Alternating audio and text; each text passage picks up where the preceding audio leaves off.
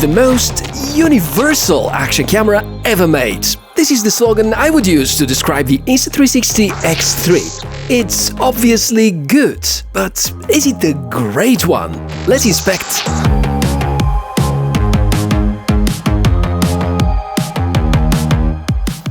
Okay, good to meet you, Michael here. What we do on the channel is to inspect fresh and cool tech, and that's the Insta360 X3. Yes, they have removed the one from the series. You know, a year ago they have released the Insta360 One X2, and obviously keeping the same form factor, they now do have better naming. And I consider myself as being a rather heavy user, because if you look through the last 12 months, each and every outdoor video that I've shot for electric scooter review or e-bike review contains some footage I've captured with this spherical camera. Now, the X3 arrives with a bunch of serious upgrades, and our job here through a thorough inspection is to figure out whether all of these upgrades make good sense. Before we dive into all the details, full disclosure, I've received the unit for free from Insta360. I'm going to test as much as possible from all the available new features. This video is not sponsored by them, and I'm not being influenced about what I will say or not in the next few minutes. So it's gonna be my usual thorough inspection of everything that matters and summarizing the pros and the cons as I see them. First major strength, in my opinion, is the pricing, because X3 is launched at almost the same price as the X2. It's indeed a nice surprise given the 2022 market dynamics. With all the extra features, it is now undercutting the GoPro Max series and almost on par in terms of pricing with the latest GoPro Hero and DJI Action series. But don't forget, it's a panoramic camera, so it can record and do a lot more than the last two mentioned. Unboxing, and I'm showing you the regular combo with some of the optional accessories included. The invisible selfie stick is in my opinion a must-have, but you can use your own tripod or monopod as well. Just not guaranteed it's gonna be entirely invisible.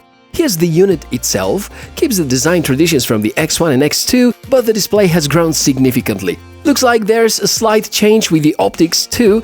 Material feels great, a bit thicker than the X2. Solid construction, and since I already have the chance to make a teardown of such one, I can assure you that the internal layout is also pretty solid.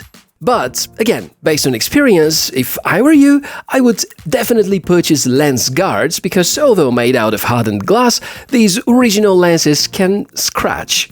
This whole body is waterproof without the case, so diving with the camera is fine unless you target depths greater than a few meters. Make sure to use the special case in such conditions. Button placement is now slightly realigned. I will show you how the new user interface feels in a few moments. Our usual check on the main tech specs shows serious improvement in the area of the image sensors. They are now with half-inch surface, allowing greater performance in low light and improved processing, 5.7K video resolution and up to 72 megapixel panoramic photos. There still is the bullet time feature, which is now capable of capturing 4K 120 frames per second. We count on active HDR video mode, 4K single lens mode, we have the iconic flow state stabilization, battery also sees an increase of 10% compared to the X2 model, and all of that keeps a pretty reasonable weight. These are remarkable specs, because in times when most manufacturers are slightly revamping the outlook or tweaking the software, Insta360 actually bring a lot of hardware enhancements in here, which hopefully are going to make a big change. And compared to the X2, which was mostly advertised as spherical camera, this here seems to be the most universal action camera ever made, because yes, it can still do the magical 360-degree footage, but also acts really well in single lens mode, which means it can shoot as good as DJI Action 2 and GoPro Hero 10. Also, the bigger surface of the image sensor being now 2-inch, and we have two of them, you know, those two that you see here on the front, that means that we hopefully are going to get a lot better low-light image quality, but everything that I say so far wouldn't really matter unless we have some really dope footage.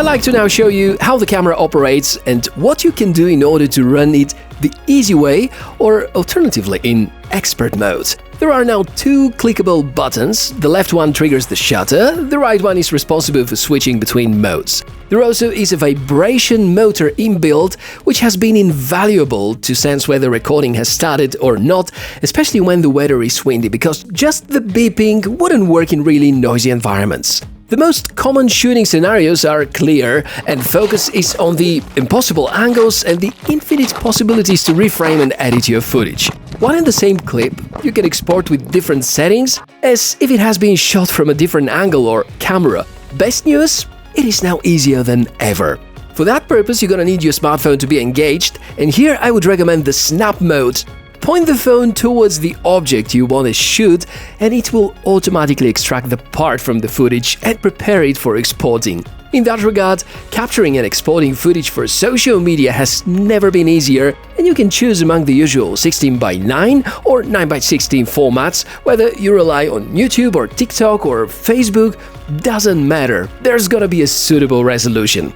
It can also capture photos, actually giant 72-megapixel photos, which sounds like crazy a lot, but there's a whole 360-degree sphere to cover, so the more the details, the better.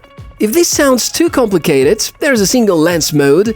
It operates the camera as if it is an action camera, with the remark that you can count on much wider field of view. Think of GoPro Hero 10 with the Max mod, for instance. Some new software implementations are available too, the Me mode, which automatically tracks you and might be the preferred mod for vloggers.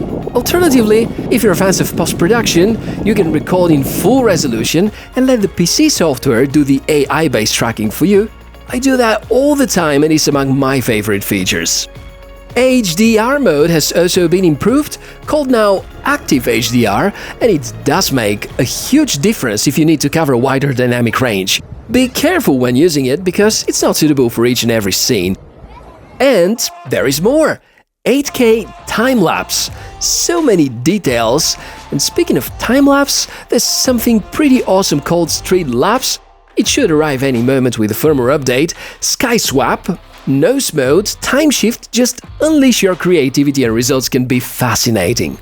Part of the firmware are now two new features: pre-recording, which can buffer 15 or 30 seconds before you actually trigger the recording, so that you don't miss an important moment.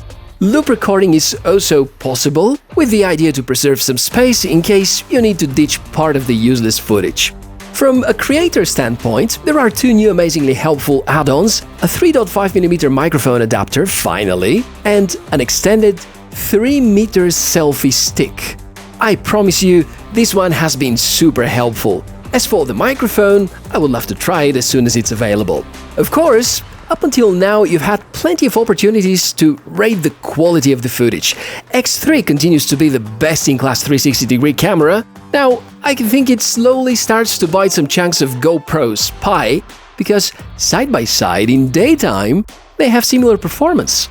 With GoPro providing 5.3K capability and some better slow-motion characteristics, but Insta360 X3 is relying on much wider field of view and much bigger image sensor, which nails it about quality at low light. So no, I'm not saying that X3 is better than Hero 10, but it can be more than just a substitute or alternative. It's fascinating that a camera that is initially designed as a spherical camera can challenge the action camera market leaders in terms of video quality.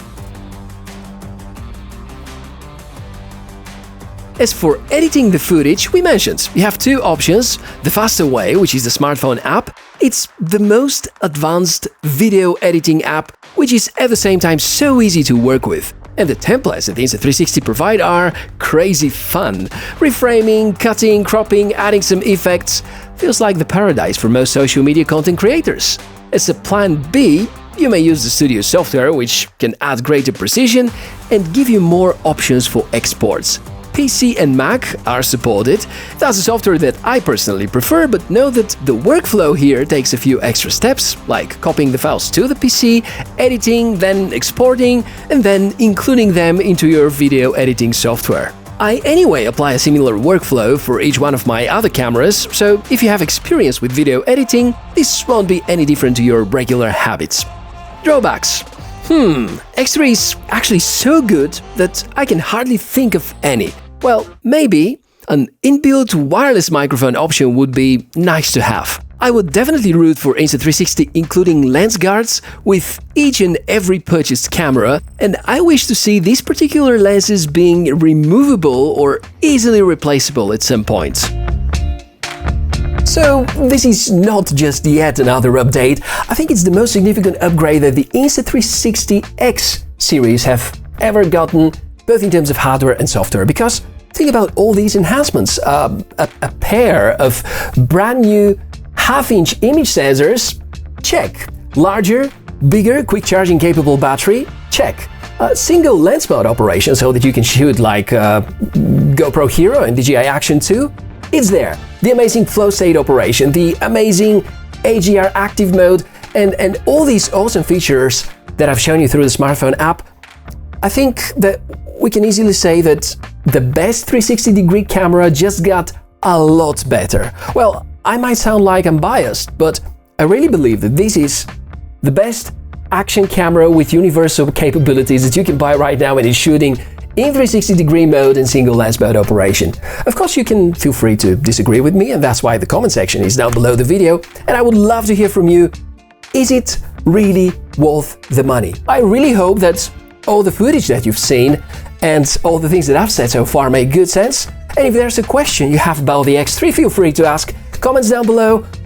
Thank you so much for watching this episode. As usual, link to the product, more information how to support the channel are placed in the video description area. I'm Michael, wishes for a fantastic day. Hope to see you soon. Bye!